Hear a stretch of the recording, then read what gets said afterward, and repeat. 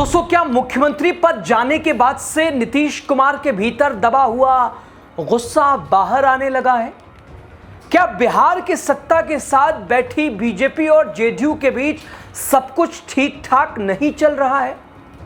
क्या दोनों दल अब एक दूसरे से राजनीतिक हिसाब बराबर करने की तैयारी में हैं? और क्या बांकीपुर विधानसभा उपचुनाव वही मैदान बनने जा रहा है जहां इस सियासी टकराव की पहली बड़ी झलक दिखाई दे सकती है? आखिर ऐसा क्या हो रहा है कि बिहार के मुख्यमंत्री सम्राट चौधरी को अचानक एनडीए की बैठक बुलानी पड़ गई है? क्या उन्हें अपने ही सहयोगी दलों की नाराजगी का अंदेशा है? क्या बीजेपी को यह डर सताने लगा है कि अगर जेडीयू ने पूरी ताकत नहीं लगाई तो उसका सबसे मजबूत राजनीतिक किला भी, जो कि 30 साल पुराना है, वो हिल सकता है? और सबसे बड़ा सवाल, क्या नीतीश कुमार अब चुप रहने के बजाय अपनी राजनीतिक ताकत का एहसास करने की तैयारी में है? बताते हैं आपको सब कुछ बड़े विस्तार से, लास्ट तक बने रहिए। नमस्कार, आप स्वीकार कीजिए उससे पहले आपका स्वागत है। द राजनीति का खास सेगमेंट देख रहे हैं, खबर और विश्लेषण के साथ मैं हूं आपके साथ यासूब रजा। दोस्तों, बिहार की राजनीति में इस समय जितनी चर्चा विपक्ष की नहीं, उससे कहीं ज्यादा चर्चा एनडीए के भीतर चल रही हलचल की हो रही है। मुख्यमंत्री पद में हुए बदलाव के बाद से लगातार ऐसी चर्चाएं होती जा रही हैं कि जेडीयू के एक बड़े वर्ग में नाराजगी है। दोस्तों, शुरुआत में नीतीश कुमार ने सार्वजनिक तौर पर कोई तीखी प्रतिक्रिया नहीं दी, वो शांत रहे। लेकिन पिछले कुछ समय से उनकी सक्रियता अचानक बढ़ती दिखाई दे रही है। लगातार बैठकें, नेताओं से मुलाकातों और संगठन के स्तर पर गतिविधियों ने इन चर्चाओं को और तेज कर दिया है।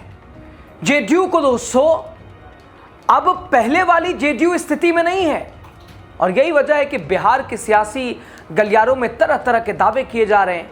कहा जा रहा है कि जेडीयू के भीतर इसे सिर्फ सत्ता परिवर्तन नहीं, बल्कि राजनीतिक तौर पर एक सम्मान का सवाल बन गया है, राजनीतिक सम्मान। और चर्चा यह भी कि मुख्यमंत्री पद जाने के बाद पार्टी के कई नेता इसे अपने जनादेश का अपमान मानते हैं।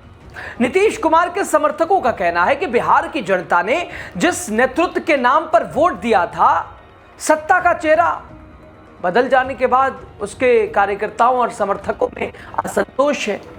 और इसी वजह से अब ये चर्चा तेज हो गई है कि आने वाले उपचुनाव और राजनीतिक घटनाक्रम इस नाराजगी की असली परीक्षा बन सकते हैं। दावा तो यहां तक किया जा रहा है दोस्तों कि अगर मौका मिला तो बीजेपी को राजनीतिक संदेश देने की कोशिश की जा सकती है। और इसी बीच सबसे ज्यादा चर्चा सम्राट चौधरी, उनकी उस बैठक की हो रही है जो 10 जुलाई को बुलाई गई है। एनडीए के सभी सहयोगी दलों को बुलाया गया है। बताया जा रहा है कि नीतीश कुमार को विशेष रूप से आमंत्रित किया गया है, क्योंकि बीजेपी भी अच्छी तरह जानती है कि बिहार की राजनीति में जेडीयू को नजरअंदाज करना उसके लिए आसान नहीं है। अगर गठबंधन के भीतर दरार गहरी हुई या सहयोगी दल पूरी ताकत के साथ नहीं आए तो उसका असर अगर सिर्फ एक उपचुनाव तक सीमित नहीं होगा, बल्कि आने वाले विधानसभा चुनाव के समीकरण पर भी बदले माहौल दिखाई देंगे। और यही वजह है कि इस समय सबसे ज्यादा निगाहें जेडीयू के नेताओं के रुख पर है। पार्टी के नेताओं के कुछ बयान अगर देखें, पहले सम्राट चौधरी की सरकार के लिए असहज स्थिति पैदा कर चुके हैं पहले ही। ऐसे में बड़ा सवाल ये कि क्या ये सिर्फ नाराजगी है या फिर आने वाले दिनों में बिहार की राजनीति किसी बड़े बदलाव की ओर बढ़ रही है? दोस्तों, बिहार की राजनीति में इस समय सबसे ज्यादा चर्चा अगर किसी बात को लेकर हो रही है तो वो जेडीयू की बढ़ती नाराजगी। दावा किया जा रहा है कि पार्टी के कई नेताओं और कार्यकर्ताओं के बीच अब सिर्फ नाराजगी नहीं है, बल्कि हिसाब बराबर करने की भावना भी दिखाई देने लगी है। कहीं बीजेपी को सबक सिखाने की बातें हो रही हैं, तो कहीं ये कहा जा रहा है कि नीतीश कुमार के साथ जो हुआ उसका जवाब राजनीतिक तरीके से दिया जाना चाहिए। और दोस्तों, इन दावों की अपनी अपनी राजनीतिक व्याख्या हो सकती है, लेकिन इतना जरूर है कि गठबंधन के भीतर सब कुछ सामान दिखाई नहीं दे रहा जैसा दिखाया जा रहा है। सबसे दिलचस्प बात यह है कि यह पूरा घटनाक्रम ऐसे समय में सामने आ रहा है जब बीजेपी को बिहार में सबसे ज्यादा जेडीयू और खास तौर पर नीतीश कुमार के सहयोग की जरूरत है, क्योंकि इस समय बिहार की बांकीपुर विधानसभा सीट पर उपचुनाव होने जा रहा है और यह उपचुनाव अब सिर्फ एक सीट का चुनाव नहीं माना जा रहा है, बल्कि इसे एनडीए के अंदर शांति संतुलन की पहली बड़ी परीक्षा के रूप में देखा जा रहा है। चुनाव आयोग उपचुनाव की तारीखों का ऐलान कर चुका है। यह सीट इसलिए खाली हुई क्योंकि यहां से बीजेपी के वरिष्ठ नेता नितिन नवीन विधानसभा चुनाव जीतकर विधायक बने थे। बाद में उन्हें राष्ट्रीय राजनीति में बड़ी जिम्मेदारी मिली, वो बीजेपी के राष्ट्रीय अध्यक्ष बनाए गए। इसके बाद उन्होंने विधानसभा की सदस्यता से इस्तीफा दे दिया, जिसके कारण बांकीपुर सीट पर उपचुनाव की नौबत आ गई। लेकिन जैसे ही ये सीट खाली हुई, वैसे ही एनडीए के भीतर इस सीट को लेकर खींचतान शुरू हो गई। जेडीयू ने इस सीट पर अपना दावा पेश कर दिया। पार्टी के नेताओं का तर्क था कि जब मुख्यमंत्री पद को लेकर जेडीयू ने बड़ा राजनीतिक समझौता किया है, तो बीजेपी को भी गठबंधन धर्म निभाते हुए बांकीपुर सीट पर अपने सहयोगी दल के लिए यह सीट छोड़ देनी चाहिए। जेडीयू के भीतर भी ये चर्चा रही कि गठबंधन में सम्मान सिर्फ एक तरफा नहीं होना चाहिए। अगर एक दल लगातार समझौता कर रहा है या करता रहेगा तो दूसरा सिर्फ अपने राजनीतिक हित को थोड़ी ना देखेगा, अगर देखेगा तो असंतोष बढ़ना स्वाभाविक है। हालांकि बीजेपी ने इन दावों को स्वीकार नहीं किया है और साफ कर दिया है कि बांकीपुर उसकी परंपरागत और प्रतिष्ठित सीट है, इसलिए वो इसे किसी भी कीमत पर छोड़ने के लिए तैयार नहीं है।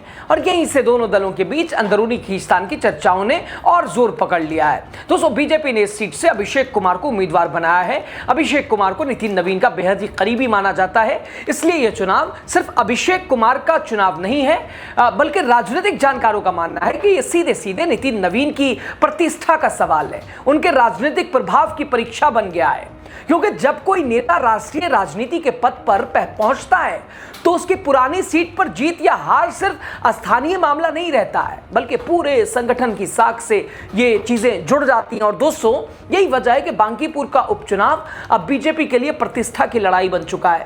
दूसरी तरफ जेडीयू के भीतर यह चर्चा तेज है कि अगर बीजेपी को कहीं राजनीतिक संदेश देना है तो इससे बेहतर मौका शायद ही मिले, इसलिए लगातार ऐसे बयान सामने आ रहे हैं जो ये संकेत दे रहा है दोस्तों कि गठबंधन के भीतर सब कुछ समान नहीं है। इसकी एक झलक हाल ही में जेडीयू के वरिष्ठ नेता और मंत्री अशोक चौधरी के बयान को अगर देखें तो देखने को मिल सकती है। जब वो भरत तिवारी के परिवार से मिलने पहुंचे तो उन्होंने पुलिस कार्रवाई पर सवाल उठाते हुए कहा कि भरत तिवारी की जान गलत तरीके से गई। उन्होंने पुलिस मुठभेड़ की निष्पक्ष जांच की मांग की थी। और इस बयान की राजनीतिक अहमियत इसलिए बढ़ जाती है दोस्तों फिलहाल क्योंकि बिहार का गृह विभाग मुख्यमंत्री सम्राट चौधरी के पास है, जो वर्षों से नीतीश कुमार के पास था। यानी सरकार के ही एक वरिष्ठ मंत्री ने अप्रत्यक्ष रूप से उसी प्रशासनिक व्यवस्था पर सवाल खड़े कर दिए जिसकी जिम्मेदारी मुख्यमंत्री सम्राट चौधरी के पास है। राजनीतिक विश्लेषकों का मानना है कि गठबंधन सरकार के भीतर इस तरह की सार्वजनिक बयान सामान्य घटना नहीं माने जाते। अशोक चौधरी को नीतीश कुमार के सबसे भरोसेमंद नेताओं में गिना जाता है, इसलिए उनके बयान की अपनी एक जगह है, उनके बयान का अपना एक मतलब है, उनका बयान अलग मायने रखता है। और ये वजह है कि सम्राट चौधरी को एनडीए की बैठक बुलानी पड़ी है।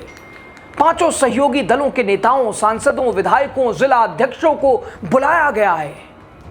बैठक में सभी से फीडबैक लिया जाएगा। फिर से आपको बताएं, स्पेशली नीतीश कुमार को बुलाया गया है। यह भी कहा जा रहा है कि बैठक भले ही सम्राट चौधरी ने बुलाई है, लेकिन उसमें नीतीश कुमार का दबदबा दिखाई देगा, क्योंकि सबसे ज्यादा शिकायतें सहयोगी दलों की तरफ से आने की संभावना है। सम्राट चौधरी के कामकाज को लेकर गठबंधन के अंदर जो नाराजगी दिखाई दे रही है वो इस बैठक में खुलकर सामने आ सकती है। लेकिन बीजेपी को इस समय सहयोगियों की नाराजगी से ज्यादा चिंता बांकीपुर सीट की है। ऐसे में नीतीश कुमार को एक बार फिर आगे किया जा सकता है। जैसे चुनाव उनके नाम पर लड़ा और इसके बाद बदल दिया पद, कहां गए नीतीश कुमार? लेकिन सबसे बड़ा सवाल यही है कि क्या जेडीयू मुख्यमंत्री पद छीने जाने के बाद या अपमान को इतनी आसानी से भूल जाएगी क्या? और अगर जेडीयू का पूरा साथ नहीं मिला तो क्या बीजेपी का बांकीपुर का अपना किला बच पाएगा? 30 साल पुराना। बीजेपी ने नितिन नवीन के करीबी को टिकट दिया है और वो इस सीट को किसी भी कीमत पर हाथ से जाने नहीं देना चाहते हैं बीजेपी, नितिन नवीन। ऐसे में मुकाबला बेहद कड़ा होने वाला है। जेडीयू को भी यही समय सबसे उपयुक्त दिखाई दे रहा है कि वो बीजेपी को सबक सिखा सकती है। अब दोस्तों, इस पूरे चुनाव कि सबसे दिलचस्प पहलू यह है कि बांकीपुर का उपचुनाव सिर्फ एक विधानसभा सीट का चुनाव नहीं रह गया है। राजनीतिक जानकारों की नज़रों में ये एनडीए के भीतर ताकत की असली परीक्षा बन चुका है। अगर इस सीट पर बीजेपी को हार का सामना करना पड़ा तो इसका असर सिर्फ एक विधायक की हार तक सीमित नहीं रहेगा, बल्कि गठबंधन की राजनीति पर भी एक तरह से दूरगामी प्रभाव पड़ सकता है। ऐसे में नीतीश कुमार की राजनीतिक स्थिति मजबूत हो सकती है। आने वाले समय में सत्ता के भीतर उनकी भूमिका को लेकर चर्चाएं शुरू हो सकती हैं। नज़र अब सबकी एक बात पर टिकी है कि क्या नीतीश कुमार खुद बांकीपुर में चुनाव प्रचार करेंगे। अभी तक जेडीयू की ओर से इस पर कोई स्पष्ट संकेत नहीं मिला है, इसलिए राजनीतिक गलियारों में लगातार अटकलें लगाई जा रही है कि पार्टी चुनाव में कितनी सक्रियता दिखाएगी। फिलहाल चुनावी प्रक्रिया जारी है। 13 जुलाई तक नामांकन दाखिल होगा, 14 जुलाई को उनकी जांच की जाएगी, 16 जुलाई तक नाम वापस लिए जाएंगे, 30 जुलाई को मतदान होगा। यानी असली चुनावी मुकाबला अभी शुरू होना बाकी है। और इसी वजह से बीजेपी की सबसे बड़ी कोशिश यह है कि चुनाव से पहले गठबंधन में किसी तरह का असंतोष खुलकर सामने न आए। माना जा रहा है कि इसी उद्देश्य से 10 जुलाई को एनडीए की बैठक बुलाई गई है, ताकि सहयोगी दलों को एक मंच पर लाकर चुनावी रणनीति तय की जा सके, किसी भी तरह के मतभेद को सार्वजनिक होने से रोका जा सके। राजनीतिक हलकों में यह चर्चा बनी हुई है कि जमीनी स्तर पर कुछ नेताओं और कार्यकर्ताओं के बीच असंतोष मौजूद है। अगर यह असंतोष चुनाव के दौरान खुलकर सामने आया तो इसका सीधा असर मतदान पर होगा। और यही वजह है कि बांकीपुर का यह उपचुनाव अब पूरे बिहार की राजनीति के केंद्र में बन गया है। दोस्तों, यहां सिर्फ यह तय नहीं होगा कि विधायक कौन बनेगा, बल्कि यह भी साफ होगा एनडीए के भीतर सबसे प्रभावशाली चेहरा कौन होगा, किसकी राजनीतिक पकड़ ज्यादा मजबूत। आने वाले दिनों में बिहार की सत्ता किस दिशा में बढ़ सकती है, सब कुछ तय करेगा। राय आपकी जो भी हो दीजिएगा। बहुत शुक्रिया।